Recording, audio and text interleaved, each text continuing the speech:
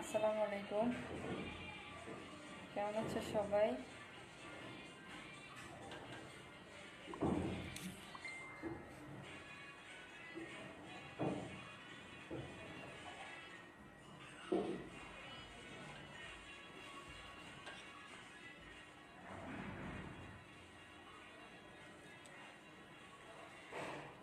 মোহাম্মদ আয়ুব, কেমন আছেন আপনি? আলহামদুলিল্লাহ ভালো আছি। আপনি কেমন আছেন?